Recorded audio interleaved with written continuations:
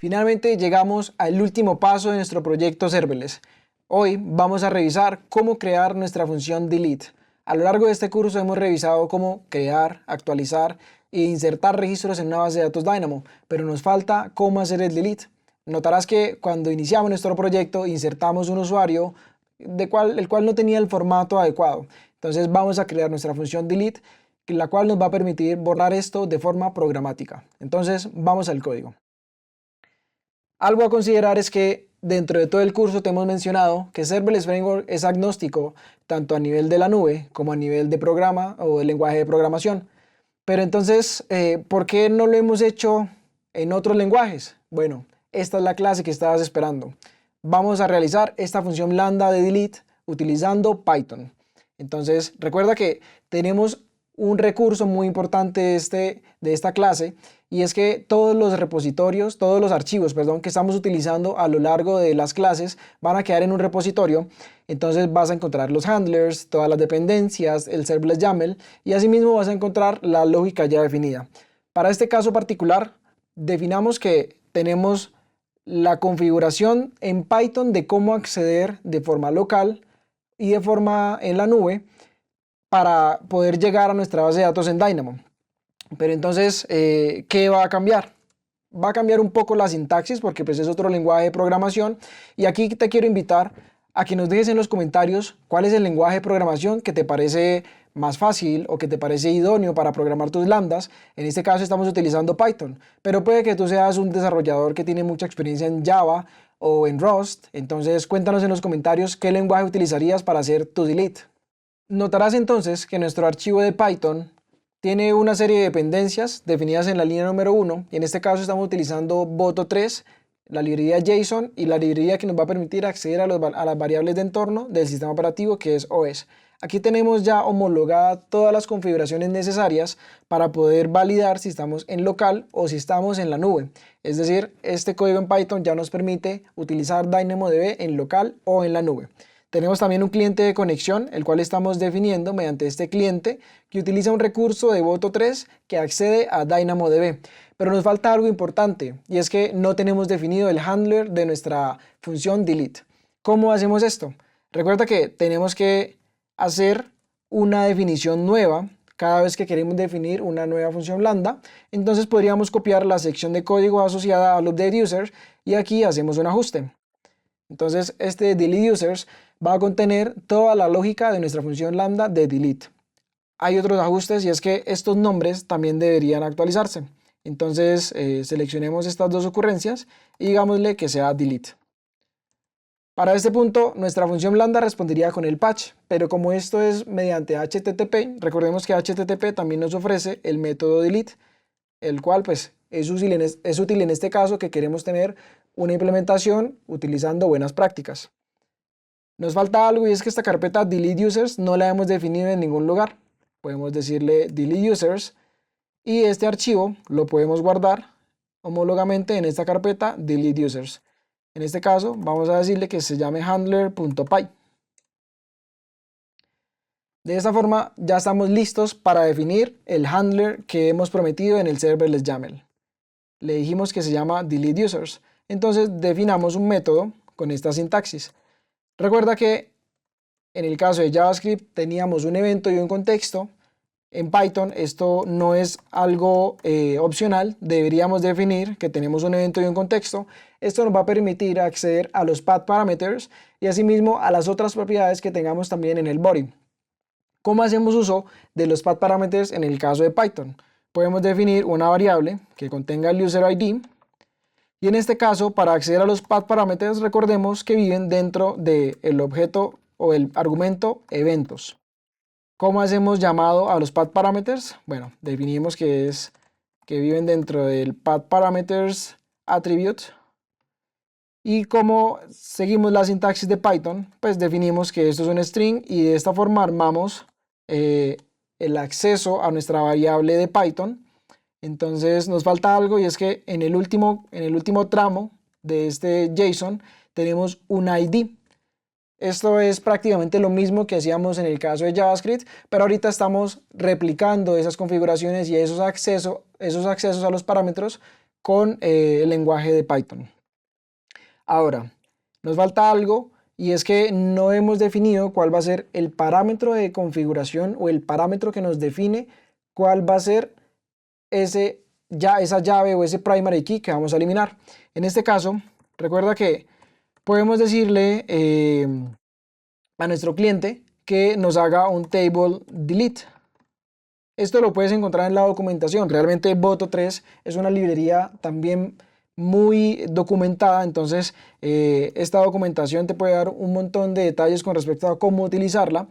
En el caso de DynamoDB podemos hacer uso de la tabla y le decimos delete y le especificamos que esto tiene que ser un delete item. Recordemos entonces que cuando estábamos trabajando con JavaScript hacíamos uso de una key. Esta key era un objeto JSON, el cual tenía la siguiente sintaxis. Definíamos un primary key dentro del objeto JSON y como valor le decíamos cuál es el objeto o el elemento al cual queremos hacer referencia. En este caso, ya tenemos nuestra sintaxis lista para hacerle un delete item definido por el user ID que queremos eliminar. Este user ID recuerda que lo obtenemos como path parameter cuando hacemos el delete mediante nuestro llamado HTTP. Finalmente, podríamos ejecutar nuestra lógica de esta forma, pero sería mucho más amigable si le podemos informar al usuario que efectivamente logramos hacer el delete de su registro. Eso lo podemos realizar simplemente guardando el resultado en esta variable result y podemos armar un objeto body, el cual nos va a permitir darle una respuesta un poco más amigable. Podemos armar esto como un simple JSON. Entonces sigamos la sintaxis de JSON y le decimos que el mensaje que vamos a retornar va a ser un string formateado y este string va a contener la información del usuario que acabamos de eliminar. Entonces el usuario va a ser este user ID y de esta forma tenemos todo lo necesario para que nuestro mensaje tenga la información asociada al ID que acabamos de eliminar. Ahora, recuerda que cuando hacíamos el return en el caso de JavaScript teníamos que seguir una sintaxis muy precisa. En el caso de Python debemos hacer algo similar. Esto debe replicarse y lo podemos lograr haciendo un json.dumps, el cual nos va a tomar como parámetro este JSON que acabamos de definir. Y de esta forma el body ya lo podemos entregar a un parámetro que vamos a devolver con el return. En este caso, este response sigue la misma sintaxis del status code y del body. Aquí ya podríamos decir que el body que va a retornar es el body que definimos previamente y este status code hace referencia netamente al resultado que nos entregó DynamoDB cuando ejecutamos el delete. Es decir, aquí tenemos un JSON con una información que podemos accederla mediante estas llaves o estos valores. Entonces, en la llave de response metadata vamos a encontrar información asociada a el status code de la petición que hizo Boto hacia la librería, utilizando las librerías internas hacia DynamoDB. Esta información vive dentro de esta llave que es HTTP status code. Como esto es un JSON, pues debemos iniciar cada una de estas variables acá al comienzo con comillas y de esta forma el response ya queda en formato JSON y lo retornamos. Esto es response. Excelente. Finalmente logramos tener una lógica de implementación de un delete relativamente sencillo. Cambia un poco el paradigma porque estamos utilizando Python. Ahora sigue la parte más interesante. Vamos a desplegarla. Hasta este punto del curso creo que no tengo que preguntarte cuál es el comando que utilizamos para desplegar. Vamos a hacer entonces sls deploy y vas a validar que efectivamente, así como en los otros cursos, Serverless Framework va a hacer un montón de cosas por nosotros. En este caso, él va a hacer un empaquetado, va a validar cuál es el estado de CloudFormation y finalmente va a subir un archivo asociado a la nueva función lambda que definimos en nuestro Serverless YAML. Aquí en este caso vemos el get, vemos el create, el update user y en un momento podemos validar que efectivamente tenemos el delete users.zip. Algo curioso, capaz y de pronto ya lo notaste, es que tenemos 4 funciones lambdas, las cuales pesan exactamente el mismo tamaño. Déjanos en los comentarios si sabes por qué pesan de la misma cantidad, por qué pesan exactamente 18.76 megas y qué otras medidas podríamos tomar para reducir este tamaño. Ahora, vemos que está actualizando el stack de CloudFormation. Vamos a validar cómo se comporta esto. En este caso vemos que se está desplegando nuestra lambda y en contados segundos podríamos tener nuestra aplicación totalmente completa con el create, el request, el update y el delete. Finalmente, nuestra aplicación serverless está totalmente desplegado. El proyecto del curso que te prometimos al comienzo ya está terminado. Vamos a poner a prueba nuestro delete y efectivamente vamos a validar que toda la lógica que implementamos, teniendo en cuenta que serverless es agnóstico a nivel de lenguaje, funciona sin ningún inconveniente. Vamos a copiar entonces esta última URL del delete y nos vamos a Postman. Vamos a generar un nuevo request haciendo uso del método delete y él aquí nos va a solicitar un ID. Podríamos copiar este ID del objeto que tenemos donde el nombre es Georgiaghi Profe SLS y lo ponemos en la parte final y le damos send. En este caso tenemos un error, un 502 bad gateway. Recuerda que cuando tenemos errores, esto solamente es una oportunidad de mejora, nunca pares de aprender. ¿Qué podríamos hacer en este caso? Cuéntanos en los comentarios. ¿Podríamos ir a CloudWatch o a qué otro servicio utilizarías?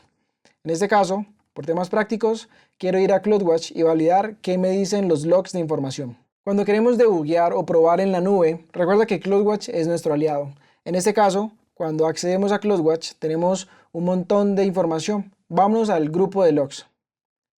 Notarás que tenemos 4 logs. Cada uno de estos logs está asociado a las diferentes funciones que hemos creado. Tenemos el create, el get, el delete y el update.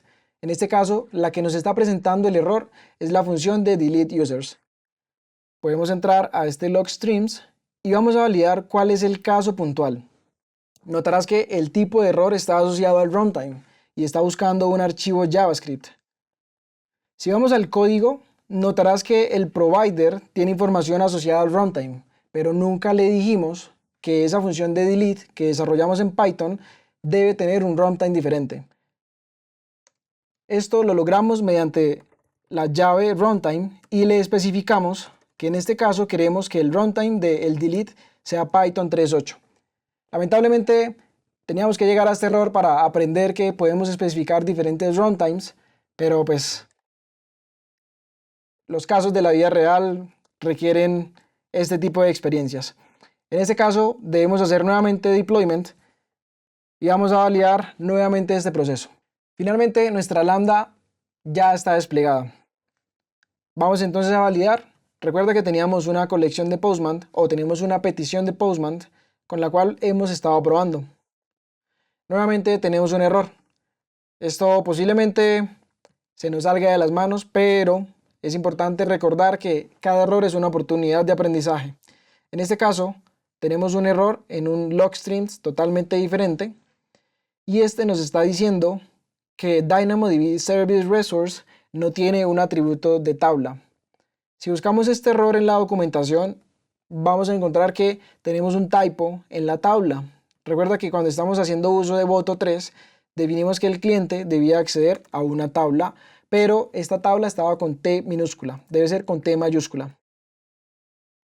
Vamos entonces nuevamente a desplegar nuestra lambda function y algo que nos ha permitido evidenciar esta constante cadena de errores es que a pesar de que la lambda requiera actualizar múltiples archivos, estos archivos se actualizan casi de forma paralela y notarás que la cantidad de tiempo que toma desplegar cada una de estas lambdas cada vez es menos o incluso a futuro podríamos reducirla a que sea muy mínimo. Más adelante notarás que incluso podríamos tener diferentes funciones lambda con diferentes dependencias o no todos van a requerir la misma cantidad de archivos, entonces esto va a optimizar el proceso de despliegue. Nuevamente se está actualizando nuestro stack de CloudFormation. Podríamos validar y dar un repaso sobre este serverless YAML y como te comentábamos al comienzo, este es el archivo más importante. Al comienzo solamente teníamos la sección de service, teníamos la sección de provider y teníamos una función definida. Mira qué tan lejos hemos llegado. Tienes ahorita una función de service, una sección de provider. Hemos implementado dos plugins. Tenemos una forma de empaquetar, la cual nos permite ahorrar espacio. Tenemos una sección de custom en donde modificamos nuestro DynamoDB en local. Tenemos una sección de functions y tenemos un recurso creado con la sintaxis de CloudFormation. ¿No te parece genial? En este momento, como notas en pantalla, nuestra función lambda ya está totalmente desplegada. Vamos nuevamente a validar. Y de esta forma comprobamos que el mensaje ya no es un 502, tenemos un status code 200 OK y el usuario con ese ID fue eliminado. Vamos a validar. ¿Qué nos dice DynamoDB? Tenemos un usuario menos y no sé, cuéntame qué te parece todo este journey de troubleshooting y debugging. Honestamente, esto es lo que pasa en un entorno real. Eventualmente vas a encontrarte con errores y CloudWatch o las diferentes herramientas de AWS son las que te van a permitir llevar tus Lambda Functions o tus funciones totalmente serverless de cero a producción. Cuéntame qué te parece, cómo terminamos este proyecto. Te espero en la siguiente clase. Vamos a revisar otros conceptos y otros servicios importantes del ecosistema serverless y cómo podríamos integrarlos a este caso de uso o a un caso de uso de tu empresa, de tu startup o quizás de tu emprendimiento. Nos vemos allá.